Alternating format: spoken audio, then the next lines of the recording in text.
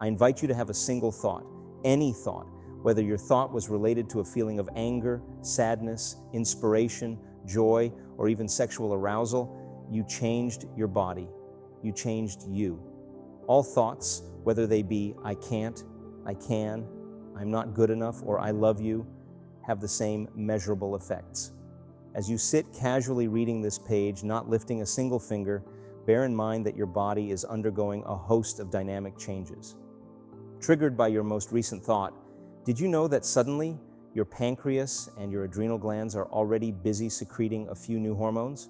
Like a sudden lightning storm, different areas of your brain just surged with increased electrical current, releasing a mob of neurochemicals that are too numerous to name. Your spleen and your thymus gland sent out a mass email to your immune system to make a few modifications. Several different gastric juices started flowing. Your liver began processing enzymes that were not present moments before.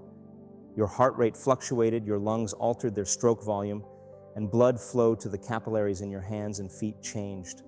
All from just thinking one thought: you are that powerful. But how are you capable of performing all of those actions? We can all intellectually understand that the brain can manage and regulate many diverse functions throughout the rest of the body, but how responsible are we for the job our brain is doing as CEO of the body?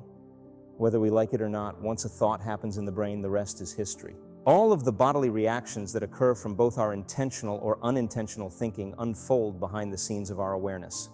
When you come right down to it, it is startling to realize how influential and extensive the effects of one or two conscious or unconscious thoughts can be. For example, is it possible that the seemingly unconscious thoughts that run through our mind daily and repeatedly create a cascade of chemical reactions that produce not only what we feel, but also how we feel? Can we accept that the long-term effects of our habitual thinking just might be the cause of how our body moves to a state of imbalance, or what we call disease? Is it likely, moment by moment, that we train our body to be unhealthy by our repeated thoughts and reactions? What if just by thinking, we cause our internal chemistry to be bumped out of normal range so often that the body's self-regulation system eventually redefines these abnormal states as normal, regular states? It's a subtle process, but maybe we just never gave it that much attention until now. My wish is that this book will offer a few suggestions for managing your own internal universe. Since we are on the subject of attention, now I want you to pay attention, become aware, and listen. Can you hear the hum of the refrigerator? The sound of a car passing by your home? A distant dog barking? How about the resonance of your own heart beating? Just by shifting your attention in those moments, you caused a power surge and voltage flux of electricity in millions of brain cells right inside your own head. By choosing to modify your awareness, you changed your brain. Not only did you change how your brain was working moments before, but you changed how it will work in the next moment, and possibly for the rest of your life. As you return your attention to these words on this page, you altered blood flow to various parts of your brain. You also set off a cascade of impulses, rerouting and modifying electrical currents to different brain areas. On a microscopic level, a multitude of diverse nerve cells ganged up chemically to hold hands and communicate in order to establish stronger long-term relationships with each other. Because of your shift in attention, the shimmering three-dimensional web of intricate neurological tissue that is your brain is firing in new combinations and sequences. You did that of your own free will by changing your focus. You quite literally changed your mind. As human beings, we have the natural ability to focus our awareness on anything, as we will learn how and where we place our attention, what we place our attention on, and for how long we place it ultimately defines us on a neurological level. If our awareness is so mobile, why is it so hard to keep our attention on thoughts that might serve us? Right now, as you continue to concentrate and read this page, you might have forgotten about the pain in your back, the disagreement you had with your boss earlier today, and even what gender you are. It is where we place our attention, and on what we place our attention, that maps the very course of our state of being. For example, we can, in any given moment, think about a bitter memory from our past that is only tattooed in the intimate folds of our gray matter, and, like magic, it comes to life. We also have the option of attending to future anxieties and worries that do not readily exist until they are conjured up by our own mind. But to us, they are real. Our attention brings everything to life and makes real what was previously unnoticed or unreal. Believe it or not, according to neuroscience, placing our attention on pain in the body makes pain exist because the circuits in the brain that perceive pain become electrically activated. If we then put our full awareness on something other than pain, the brain circuits that process pain and bodily sensations can be literally turned off, and presto, the pain goes away. But when we look to see whether the pain is gone for good, the corresponding brain circuits once again activate, causing us to feel the discomfort return. And if these brain circuits repeatedly fire, the connections between them become stronger. Thus, by paying attention to pain on a daily basis, we are wiring ourselves neurologically to develop a more acute awareness of pain perception, because the related brain circuits become more enriched. Your own personal attention has that much of an effect on you. This could be one explanation to how pain and even memories from our distant past characterize us. What we repeatedly think about and where we focus our attention is what we neurologically become. Neuroscience finally understands that we can mold and shape the neurological framework of the self by the repeated attention we give to any one thing.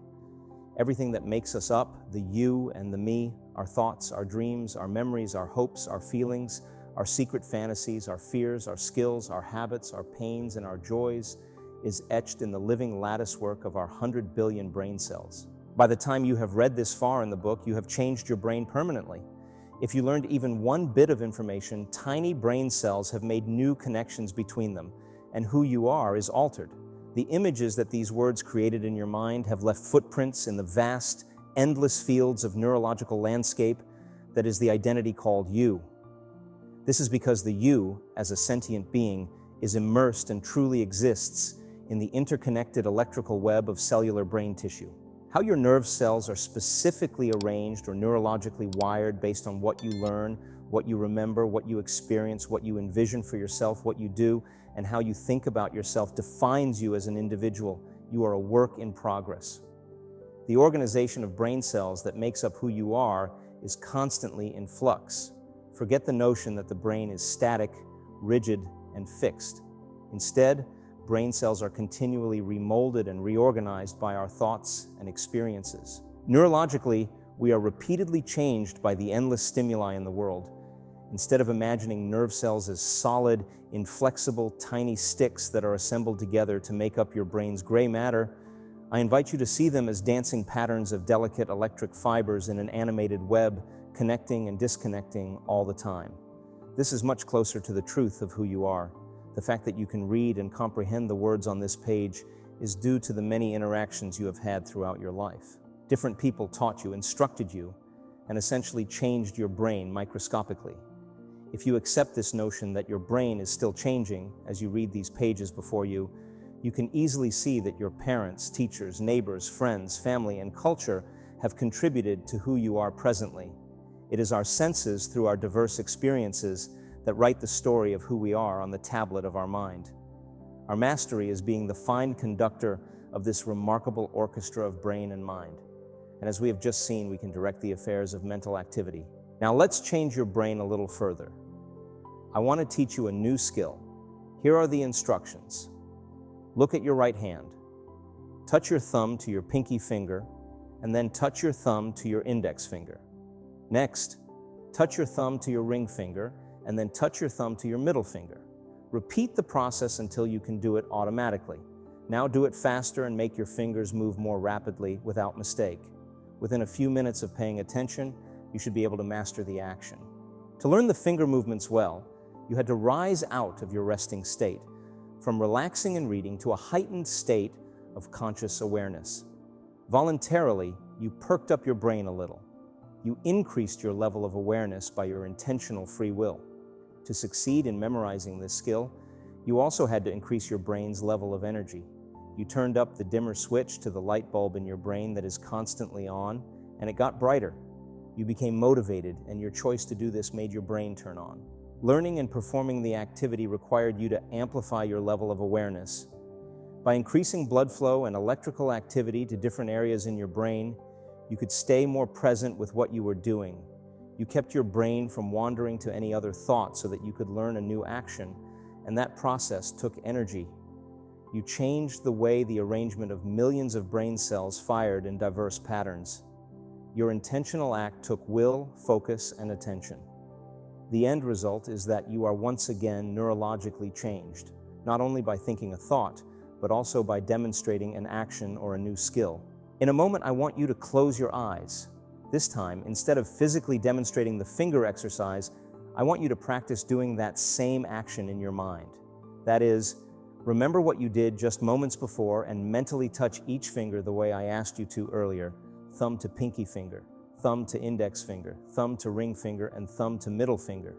Mentally rehearse the activity without physically doing it.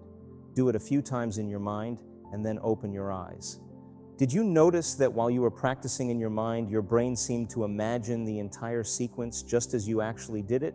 In fact, if you paid full attention to what you were rehearsing in your mind's eye by focusing on mentally practicing those finger actions, you fired the same set of nerve cells in the same part of your brain as if you were actually doing them.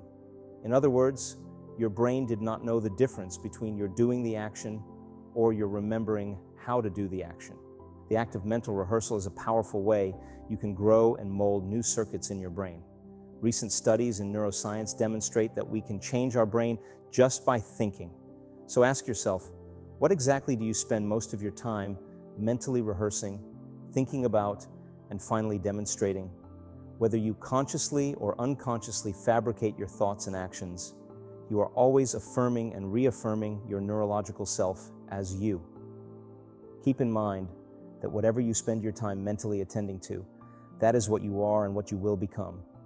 My hope is that this book will help you to understand why you are the way you are, how you got this way, and what it takes to change who you are through your intentional thoughts and actions.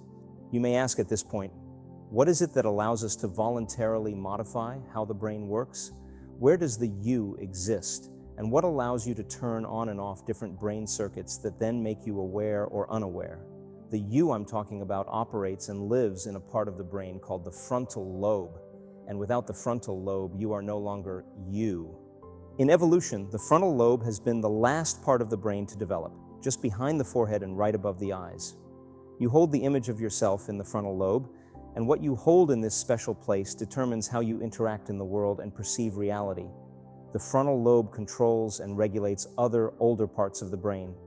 The frontal lobe navigates your future, controls your behavior, dreams of new possibilities, and guides you throughout life. It is the seat of your conscience. The frontal lobe is evolution's gift to you. This brain region is most adaptable to change and is the means by which you evolve your thoughts and actions. My desire is that this book helps you to use this newest, most recent part of your brain's anatomy to reshape your brain and your destiny.